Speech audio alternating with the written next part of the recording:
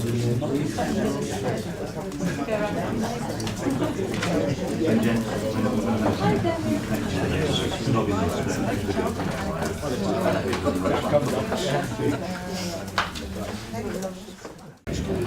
good morning everyone. We'll make a start. Item 1, apologies for absence. I think everybody's here. So item 2, disclosable pecuniary interest. Oh, I have to read this out before we start, don't I? I am obliged to inform you that this meeting is being videoed.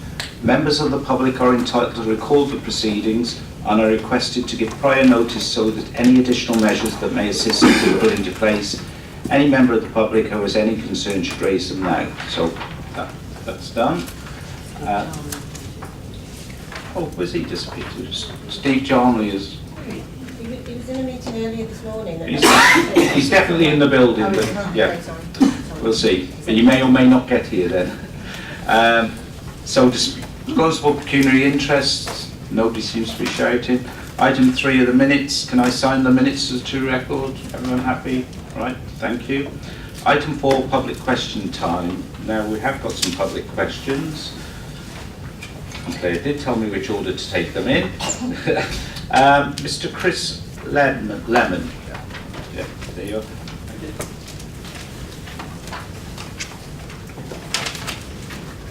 Can you use the mic if you press the button? Like Yeah, that? that's it. You're in action. Thank you very much. Thank you. Okay. There is an increasing recognition amongst the public that lower speeds in built-up areas provide benefits in terms of both a healthier and safer environment. With regards to... Sorry, I've got the wrong question. Radbrook residents on the new development between Hannard Road and Mitten Oak Road have been trying to find out why a speed table integral to the planning consent passed by Shropshire Council was subsequently not built. They have reported to me that there have been a number of speed-related complaints made to the police already, and there's been at least one accident at the junction of Red Deer Road and Bluebell Place. Residents say they cannot get any answers about why an integral part of the planning consent designed to ensure lower speeds has been left unbuilt. Can the council tell Radbrook residents why the Highways Authority instructed the developer not to build a speed table at the junction of Red Bank Road and Crossbill Way? Now, there is a response. I did ask Steve Davenport to respond as the portfolio holder for highways. Yeah, I can respond to this. You've got a response here, but my personal response is that... No, can you read it out? Oh, read the response. Oh, I can read it. Okay. In terms of the development of Hanwood Road... Can you use the mic? Oh, sorry. In terms of development of Hanwood Road, the development is subject to a Section 38 agreement under the Highways Act 1980. All the details have been approved, and as part of the technical approval process, as part of the development, raised plateaus have been constructed. However, have not been constructed in black paving as per the planning permission granted.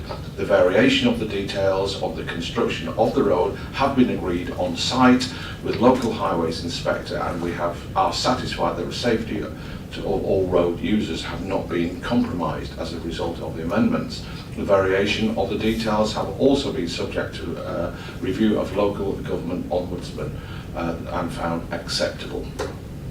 Okay. That's it. Okay. Thank you.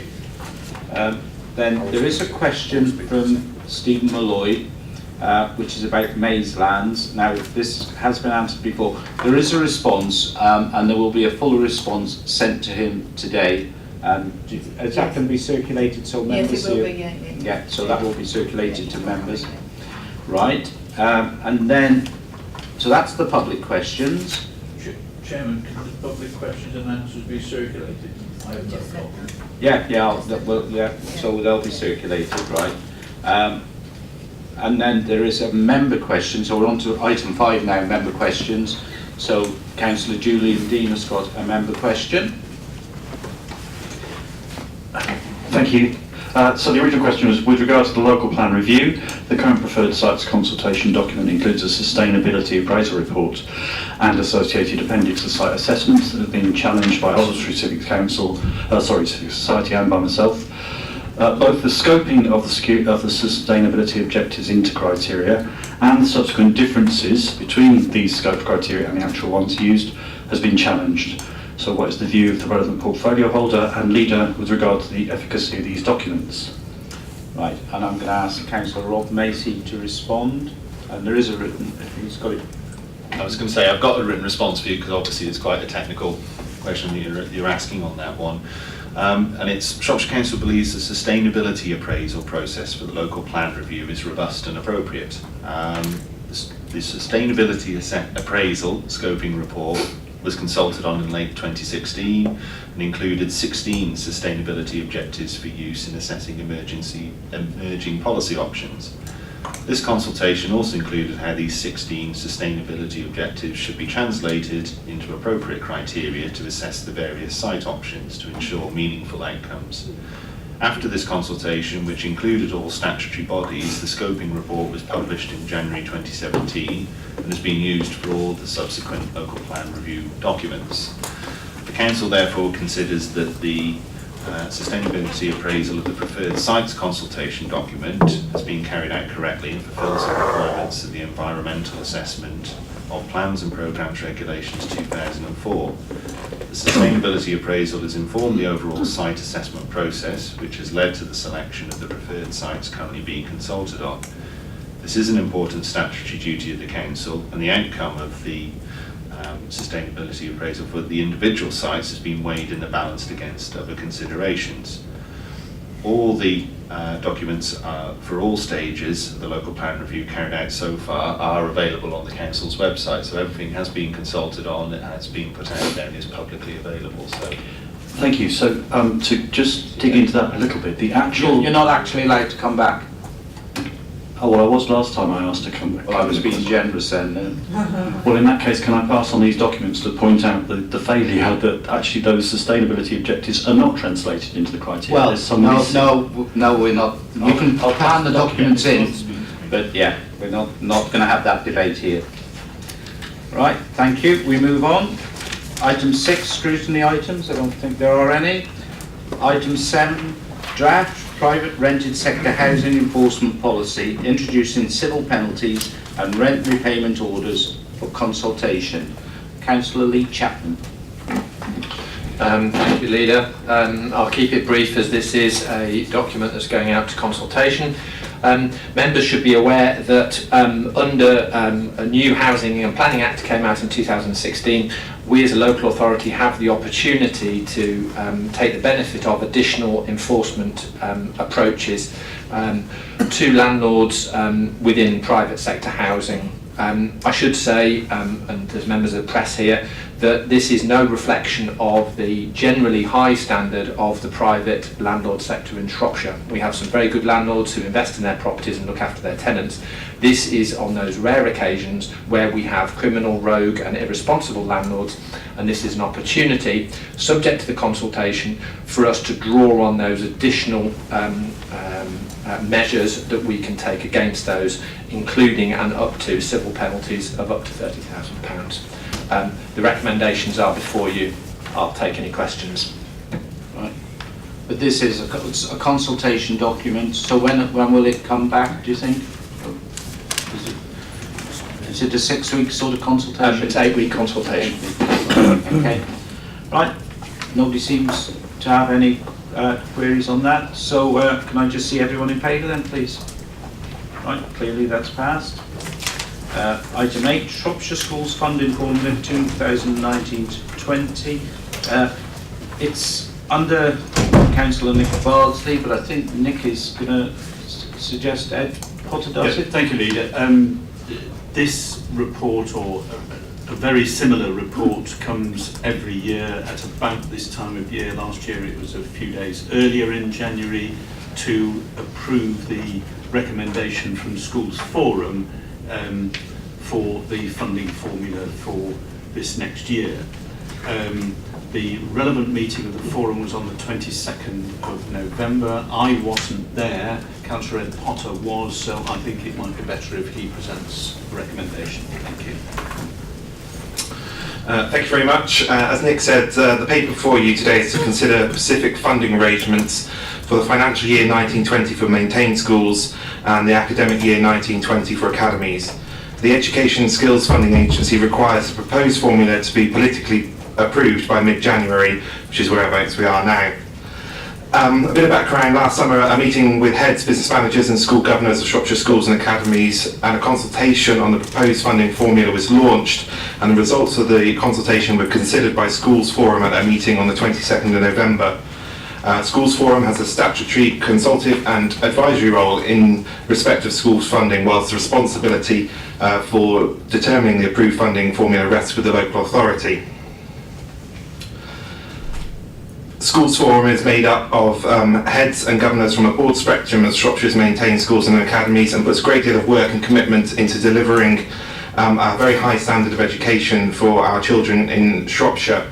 And as it were, it's the men and women at the coalface of the education the education system in this county who make up the membership of this panel, and has a very good working relationship with representatives from across the Education Forum.